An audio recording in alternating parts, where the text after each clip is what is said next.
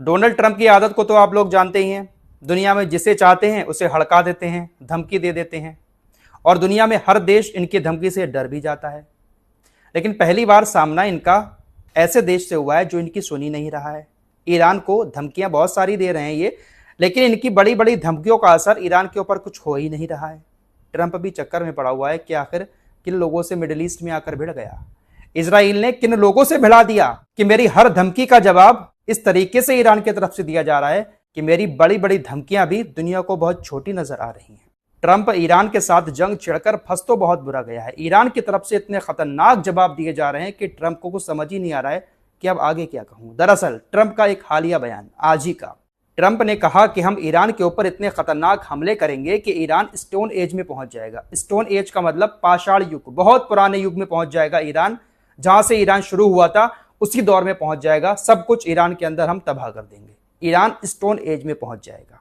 अब अगर देखा जाए तो यह बयान किसी भी देश के लिए बहुत ज्यादा खतरनाक है। दुनिया के सबसे ताकतवर देश के राष्ट्रपति की तरफ से इस तरह का बयान दिया जा रहा है तो सामने वाले को डरना तो चाहिए, लेकिन ईरान डर नहीं रहा है। ईरान ने इनके इस बयान पर कहा, ट्रंप हमें स्टोन एज में ले जाना चाहते हैं, यानी पाषाण युग में ले जाना चाहते हैं। अरे हम तो वहां नहीं पहुंच रहे हैं, बल्कि आप अपने सैनिकों को कब्र में ले जा रहे हैं। ईरान ने ट्रंप को जवाब देते हुए कहा कि बॉलीवुड मूवी बना बनाकर इन लोगों के दिमाग इतने ज्यादा जहरीले हो चुके हैं कि टुच्चे से 250 साल के अमेरिका के इतिहास के बल पर ये ईरान के 6000 साल की सभ्यता को खत्म करने चले हैं। बहुत तगड़ा जवाब दिया है ईरान ने डोनाल्ड ट्रंप को। पाषाण युग में ले जाना चाहते हो हमें?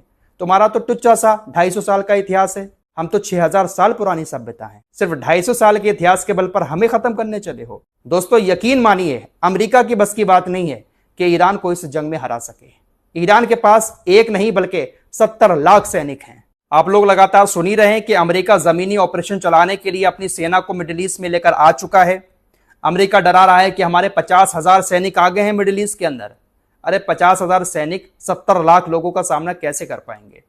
दरअसल ईरानी पार्लियामेंट के जो स्पीकर हैं मोहम्मद बगेर गलीबफ, ये कहते हैं कि अमेरिका की सेना अगर हमारे देश के अंदर घुसकर जमीनी ऑपरेशन चलाएगी तो हमारे देश के 70 लाख लोग हथियार उठाने को तैयार हैं। जब अपने वतन की रक्षा का समय आता है तो हम में से हर कोई सिपाही बन जाता है। अगर तुम हमारे घर पर हमला करोगे तो तुम्हें हमारे पूरे परिवार का सामना करना पड़ेगा। हमारे पास एक नहीं बल्कि 70 लाख लोगों के हाथों में हथियार हैं। आप घुसकर तो देखो अपने वतन की रक्षा कैसे की जाती है, ईरानी आपको अच्छे से समझा देंगे। आपके दिमाग पर ये जो हॉलीवुड का भूत सवार है ना, हॉलीवुड की फिल्मों में आप देखते होंगे किस तरह से अमेरिका की आर्मी मिशन चलाकर किसी को भी जीत लेती है, इस भ्रम में ना पड़े। टुच्चा सा 250 साल का इतिहास है, उसके बल पर 6000 साल की सभ्यता को आप खत्म नहीं कर सकते। ट्रंप को ऐसा भ्रम था कि धमकियां सिर्फ मैं ही दे सकता हूं, लेकिन ईरान जो धमकियां दे रहा है इनको पलटकर, यह बंदा सोचता तो होगा नेतन्याहू तूने गलत जगह भिड़वा दिया। दोस्तों पिछली वीडियो में आपको बता चुका हूं कि इन लोगों ने ईरान के अंदर नुकसान बहुत ज्यादा पहुंचाया है। रिपोर्ट आप लोग देख ही चुके होंगे।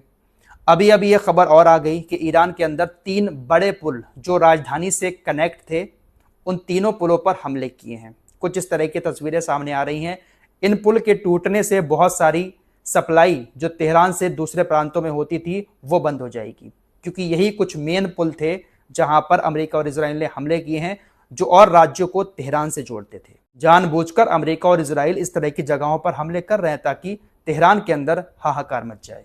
दोस्तों पिछले हफ्ते स्टील की कंपनी पर ईरान के अंदर जो हमले हुए थे, 2 बड़ी स्टील कंपनियां अब पूरी तरह से बंद हो चुकी हैं। नुकसान इतना ज्यादा हुआ था कंपनियों को हमलों के बाद कि वो काम करने लायक ही नहीं बची। दोनों कंपनियों की तरफ से कह दिया गया है कि फिलहाल अभी सर्विस से दोनों कंपनियां बाहर हो चुकी हैं। पिछली वीडियो में ईरान के अंदर हुए नुकसान को जो मैंने दिखाया था, तो कुछ कमेंट मैंने देखे जहां पर लोग कह रहे थे कि वराज भाई इतना नुकसान ईरान को नहीं हुआ है, आप गलत बता रहे हैं, अल जजीरा नहीं बता रहा है।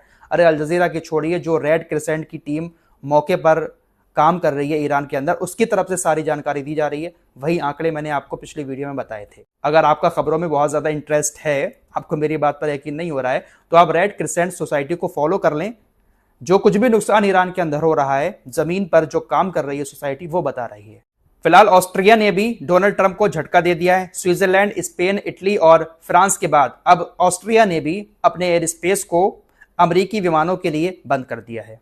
अमेरिका ने ऑस्ट्रिया से कहा था कि हम अपनी सैन्य उड़ानों के लिए आपके एयर स्पेस का इस्तेमाल करना चाहते हैं, आपकी जमीन का इस्तेमाल करना चाहते हैं, लेकिन ऑस्ट्रिया ने अमेरिका से साफ मना कर दिया कि आप हमारे स्पेस का इस्तेमाल नहीं कर सकते। ऑस्ट्रेलिया नहीं, ऑस्ट्रेलिया अलग है, ऑस्ट्रिया अलग है। इजराइल का ये जो रक्षा मंत्री है काट्ज, इसने बड़ा गुस्से में बिलबिलाते हुए, बौखलाते हुए हिजबुल्लाह के महासचिव नईम कासिम को धमकी दी है। इसने कहा कि तुमने हमारे ऊपर जो रॉकेट हमले किए हैं, हम तुम्हारा वो हाल करेंगे कि तुम उस हाल को देखने के लिए दुनिया में मौजूद भी नहीं होगे, तुम नरक में होगे, तुम देख भी नहीं पाओगे, हम तुम्हारा वो हाल करेंगे।